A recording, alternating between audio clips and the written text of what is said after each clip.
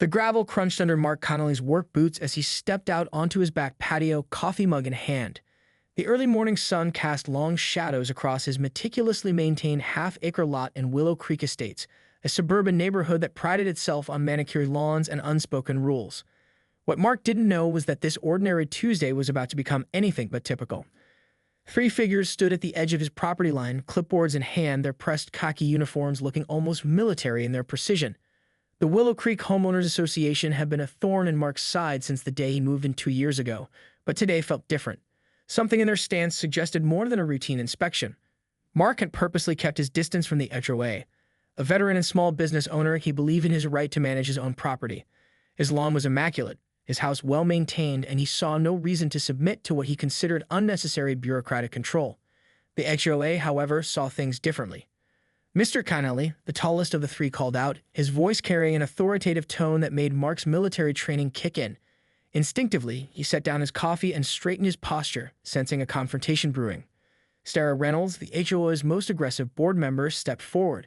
Her reputation for ruthless enforcement was well known throughout the neighborhood. Mark had heard stories of homeowners being fined for everything from untrimmed hedges to unauthorized garden decorations. But he had always believed he was careful, always just on the right side of their countless regulations. "We're here about your membership," Sarah announced, her thin lips pressed into a tight line. "Your property is within our jurisdiction, and you have not been complying with our membership requirements." Mark's mind raced. He knew his property was technically within the neighborhood's boundaries, but he had never signed any formal agreement. The previous owner had apparently been a member, but Mark had deliberately chosen not to continue the membership when he purchased the home. The two other HOA representatives flanked Sarah, their clipboards held like shields, their eyes scanning Mark's property with a predatory intensity. Something about their approach felt wrong. Mark could feel the tension building, a slow burn of anger rising in his chest. "This is private property," Mark replied evenly, years of military discipline keeping his voice calm despite the growing anger. "You're not welcome here without a warrant or my explicit permission." Sarah's eyes narrowed. "We have every right to be here, Mr. Connolly. The bylaws are clear. Your property falls under our jurisdiction, and you will comply." Little did Sarah know, Mark was not the type of person to back down easily. What was about to unfold would become a battle that would not just challenge the HOA's authority, but would expose a web of corruption and overreach that ran far deeper than anyone in Willow Creek Estates could have imagined. The morning was still young, but the first shots of this unexpected war had just been fired. Mark watched as the HOA representatives began walking across his lawn, their expensive leather shoes leaving dark impressions in the carefully maintained grass. Something inside him snapped. "Stop right there," he commanded, his military training evident in the sharp tone that had once directed soldiers in high-stakes situations. Sarah Reynolds merely laughed, a sharp, dismissive sound. "We have every right to access this property," she declared, pulling a thick document from her leather portfolio.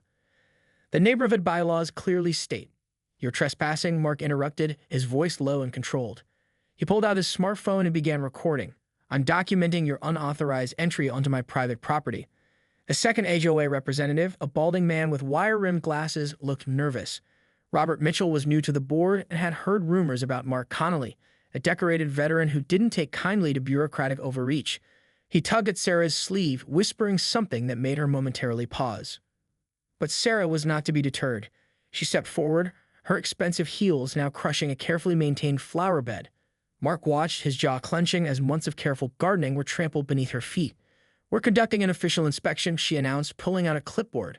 "Your property is in violation of multiple community standards. The landscaping isn't up to code, your fence requires immediate repair, and you're not current on mandatory membership fees." Mark knew better. His property was immaculate, a point of pride for a man who had spent years maintaining military precision in both his professional and personal life. Each accusation was calculated, he realized. They were trying to provoke him to create a paper trail of violations. "I want to see your official authorization," Mark demanded, standing his ground. His hand instinctively moved to his phone, ready to capture every moment of this invasion. Robert Mitchell shifted uncomfortably. Something about this didn't feel right. He knew Sarah's reputation for aggressive enforcement, but this felt different. The way she was deliberately antagonizing Mark seemed personal, not professional. As if reading his mind, Sarah turned to Robert with a sharp glare. "Are you going to do your job or not?" What neither of them realized was that Mark had already begun gathering evidence. Years of military training had taught him the importance of documentation, of building a case methodically and carefully. Each step they took, each word they spoke was being recorded. The morning sun climbed higher, casting long shadows across the perfectly manicured lawn. What had started as a routine Tuesday morning was quickly becoming a battlefield, and Mark Connolly was not about to surrender his ground. Little did the HOA representatives know they had just walked into a fight they were woefully unprepared to win. Mark had faced down far more formidable opponents in his military career, and he was not about to be intimidated by a clipboard-wielding bureaucrat and her reluctant colleagues. The next few hours became a blur of legal maneuvering and mounting tension. Mark's first call was to his attorney, Jennifer Ramirez, a former military JAG lawyer who had built a reputation for taking on seemingly impossible cases. She arrived at his property within an hour, her sharp legal mind already piecing together the potential violations committed by the HOA. They crossed a line, Jennifer confirmed after reviewing the video footage Mark had captured. Her fingers flew across her tablet, capturing screenshots and documenting each moment of the trespass. Unauthorized entry, destruction of property, attempted intimidation. This goes beyond a simple HOA dispute. Mark's property sat in a legal gray area. The neighborhood had been developed years ago with a complicated set of property restrictions, and the HOA's jurisdiction was less clear-cut than Sarah Reynolds wanted everyone to believe. Jennifer discovered something even more interesting. The HOA's own bylaws contained several procedural requirements that Sarah and her team had completely ignored. Meanwhile, the local community began to take notice.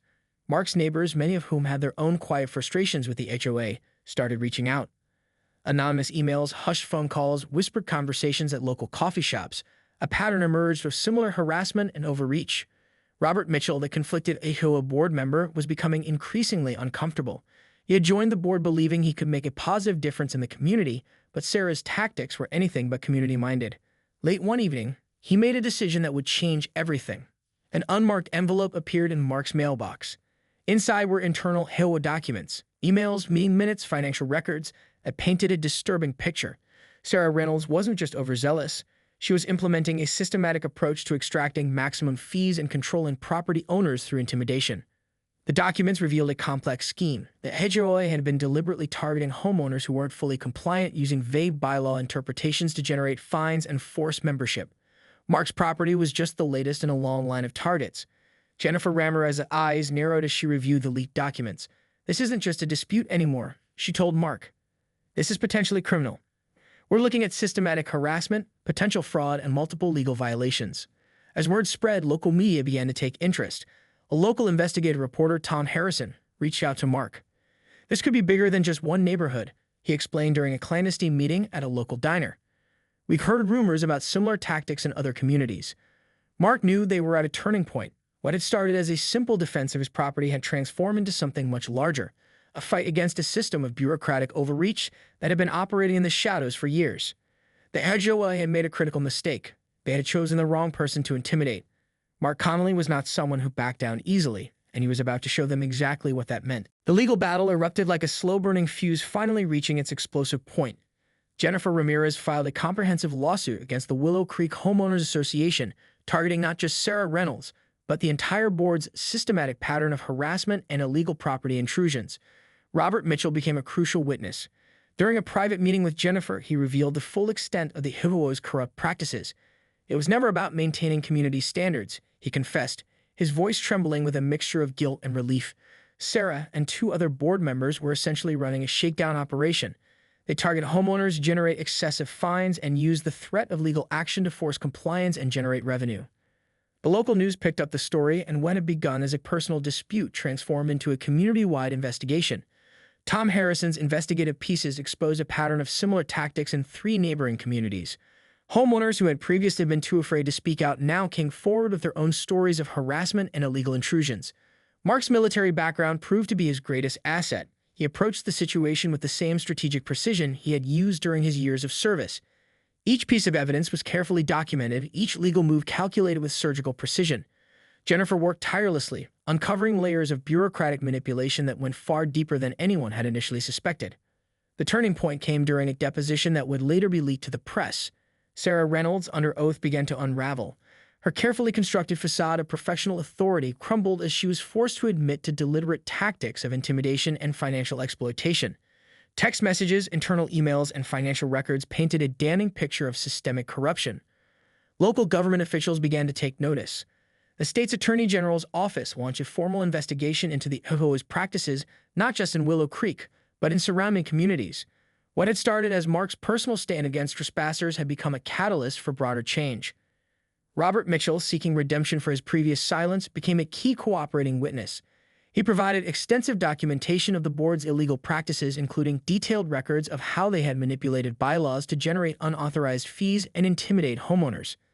The financial implications were staggering. Preliminary investigations revealed that the HOA had potentially misappropriated hundreds of thousands of dollars in membership fees and fines. What had once been a quiet suburban neighborhood bureaucracy was now under intense scrutiny. Mark found himself at the center of a movement he never intended to start. Homeowners from across the region began reaching out, sharing their stories, finding strength in his resistance.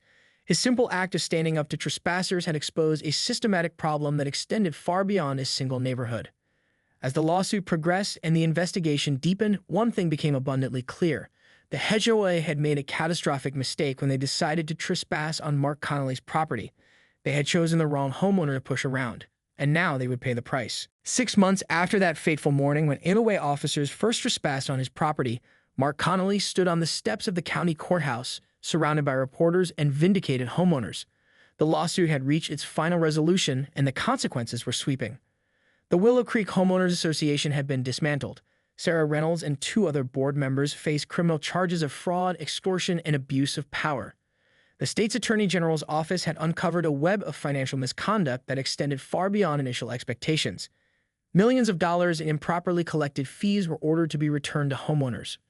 Robert Mitchell, who had become a key whistleblower, had been granted immunity in exchange for his comprehensive testimony. His decision to come forward had been the critical turning point in exposing the full extent of the HOA's corrupt practices.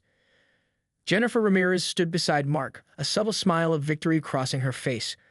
What had begun as a seemingly simple property dispute had transformed into a landmark case that would change how homeowners associations were regulated across the state. New legislation was already being drafted to prevent similar abuses of power. We never set out to start a movement, Mark told the assembled press, his military bearing evident in his calm, measured tone. We simply wanted to protect our right to peacefully enjoy our own property. The impact stretched far beyond Willow Creek. Homeowners in 3 neighboring counties had begun similar investigations inspired by Mark's stand. Community meetings were packed with residents sharing stories of HOA overreach emboldened by the successful lawsuit. For Mark, the victory was bittersweet. The past 6 months had been a grueling journey of legal battles, media scrutiny, and personal stress. But he had proven something fundamental, that individual citizens could stand up against bureaucratic bullying and win. As the press conference concluded, Mark's phone began to buzz. Messages from homeowners across the state poured in, messages of support, gratitude, and hope. What had started with 3 HOA officers trespassing on his lawn had become a watershed moment for property rights and community governance. That morning, when Sarah Reynolds and her team had first stepped onto his property, they had believed they were dealing with just another homeowner to intimidate. Instead, they had awakened a force they could never have anticipated. Mark Connolly looked out over the crowd, thinking about the simple principle he had fought for, the right to be left alone on one's own property. Sometimes, he realized, standing your ground was the most powerful action you could take. The battle was over, and he had won.